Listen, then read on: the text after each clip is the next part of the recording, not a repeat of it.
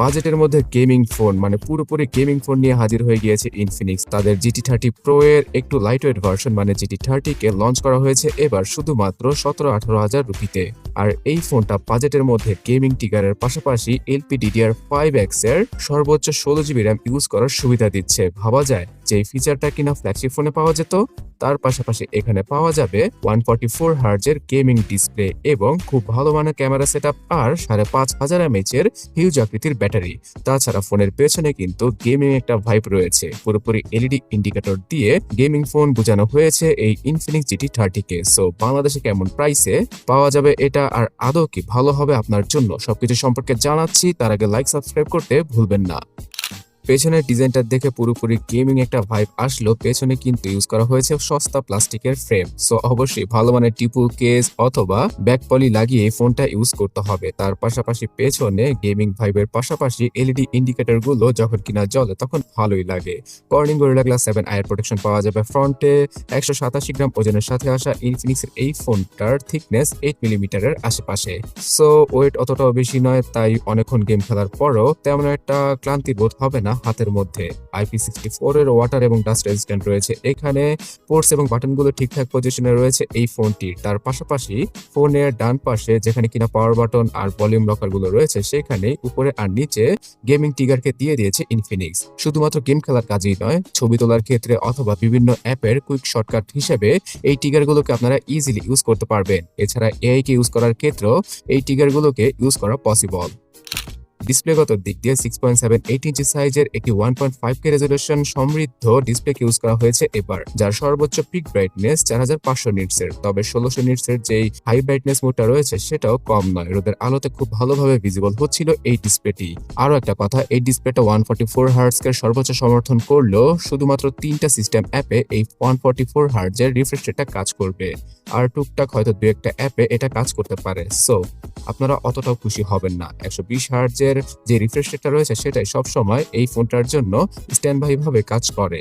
এছাড়া এই ডিসপ্লেটা অনেকটাই রাউন্ড আকৃতির, অনেকটাই আইফোনের মতো, আর এটা দেখতেও খুব ভালো লাগে। ডিসপ্লের বেজেলের কথা বললে সেগুলো একদমই নেই, শুধুমাত্র নিচের চিন এরিয়াটা হয়তো কারো কারো নজরে আসতে পারে। এছাড়া এই ডিসপ্লের কোয়ালিটি টপ নচ লেভেলের। বর্তমানে ইনফিনিক্সের যেই হট 60 Pro প্লাস অথবা প্রো স্মার্টফোনটা রয়েছে অনেকটা সেই ধাপের ডিসপ্লেকে ইউজ করা হয়েছে এই GT30 স্মার্টফোনে। সো ডিসপ্লেগত দিক দিয়ে খুব ভালো কাজ করেছে ইনফিনিক্স। সফটওয়্যার সেকশন সম্পর্কে জানার আগে ক্যামেরা ডিপার্টমেন্টটা সম্পর্কে জানিয়ে দিচ্ছি, তারপরে পারফরমেন্স নিয়ে জানাবো, যেটার জন্য কিনা এই ফোনটা মার্কেট কাঁপাচ্ছে। 64 মেগাপিক্সেলের ডুয়াল ক্যামেরা সেটআপ রয়েছে পেছনে। এখানে 8 মেগাপিক্সেলের আলট্রাওয়াইড ক্যামেরাকেও দিয়ে দিয়েছে ইনফিনিক্স, যেটা কিনা তাদের ফোনে তেমন একটা দেখা যায় না, মানে এই বাজেট রেঞ্জের ফোনে দেখা যায় না। 13 মেগাপিক্সেলের সেলফিকে ইউজ করা হয়েছে ফ্রন্টে, আর ফ্রন্ট এবং ব্যাক দুইটা ক্যামেরার দ্বারাই 4K 30 APS এ ভিডিও শুট করা পসিবল হচ্ছিল। 1080p তে 120 APS এর ভিডিওগুলো রিয়ার ক্যামেরা দ্বারা শুট করা পসিবল। এছাড়া এই ফোনটার ক্যামেরা সেটআপ একটা গেমিং ফোন হিসেবে খুব ভালোই বলা চলে। তবে ফ্রন্টে যদি 16 মেগাপিক্সেলের সেলফি ইউজ করা হতো তাহলে আরো কিছুটা বেটার হতে পারতো। রাতের বেলাও এই ফোনটা দ্বারা নাইট মুডে মোটামুটি ভালো লেভেলের শটগুলো ক্যাপচার করা পসিবল হচ্ছিল। তবে ক্যামেরাতে ওয়াইস থাকলে আরো কিছুটা বেটার স্টেবিলাইজেশন পাওয়া যেত ভিডিও শুট করার ক্ষেত্রে। বাট এখানে জাইরোবেস ES এর সাপোর্ট রয়েছে। আর জাইরো সেন্সরের কথা যেহেতু বলছি, গেমিং ডিভাইস হিসেবে এখানে উন্নত কোয়ালিটির জাইরো সেন্সরকে ইউজ করা হয়েছে। এত গেমিং যেহেতু বলছি, এবার চিপসেট সম্পর্কে জানা যাক। মিড বাজেটের জাতীয় চিপসেট মানে MediaTek Dimensity 7400 কে ইউজ করা হয়েছে এখানে, যেটা কিনা 4 ন্যানোমিটার নডে তৈরি করা একটি 2.6 GHz এর অক্টাকোর চিপসেট। আর এই চিপসেটটা সর্বোচ্চ 7,20,000 এর আশেপাশে আন্তত বেঞ্চমার্কে স্কোর করতে পারে ইনফিনিক্স GT30 ফোনটাতে।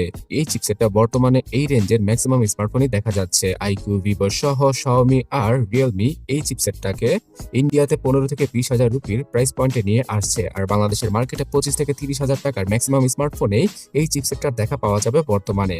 সো এই প্রসেসরটার জন্য PUBG গেমটা 90 APS এ প্লে করা পসিবল, আর জেমশম ইম্প্যাক্টের মতো গেমটাও এভারেজে 45 থেকে 40 APS এ খেলা পসিবল হচ্ছিল। তাছাড়া গাইস বিভিন্ন ধরনের গেমিং মুড রয়েছে ইনফিনিক্স GT30 তে, আর এই মুডগুলো ইউজ করতে অনেকেরই ভালো লাগবে, যেমন ম্যাজিক ভয়েস চেঞ্জার, তার পাশাপাশি APS কাউন্ট করা আর ইনফিনিক্সের GT মুড সবকিছু মিলিয়ে গেমিং ডিভাইস হিসেবে এটা খুব ভালো। তার পাশাপাশি যারা কিনা ক্যাপকাট কাইনমাস্টারে ভিডিও এডিট করে থাকেন তারা ফুল HD রেজোলিউশনের ভিডিওগুলো ইজিলি এডিট আর রেন্ডার করতে পারবেন।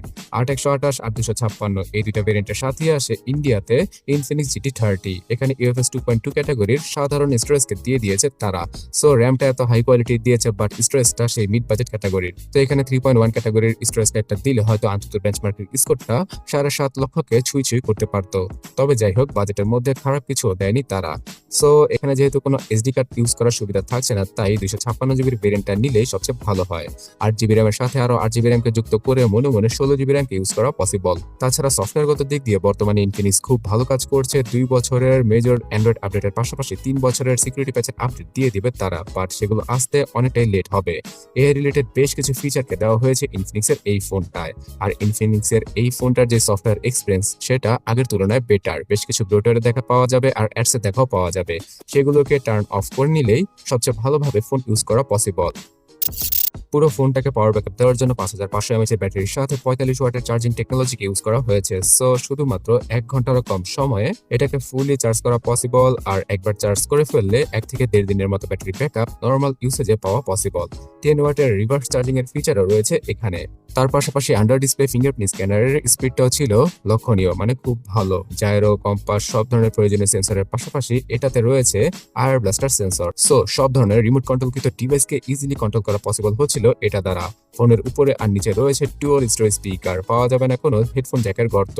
সো গাইস, ওভারঅল বলতে গেলে 17 থেকে 20,000 রুপিতে এটা একটা বিস্ট স্মার্টফোন। মানে এখানে গেমিং রিলেটেড বেশ কিছু অ্যাডঅনকে মানে ফিচারকে ইউজ করা হয়েছে। আর ইনফিনিক্সের সফটওয়্যার এক্সপিরিয়েন্সও বর্তমানে খারাপ হয় না। তো এই কারণে যারা কিনা গেমিং টিগার যুক্ত গেমিং ডিভাইস খুঁজছিলেন এই বাজেটে, তারা এটাকে দেখতে পারেন। বাংলাদেশে 25 থেকে 30,000 টাকায় এটা আনঅফিসিয়াল ভাবে মার্কেট কাঁপাবে মোটো G86 পাওয়ার আর iQOO Z10R এর সাথে। কি বলেন আপনারা? অবশ্যই কমেন্টে জানাবেন।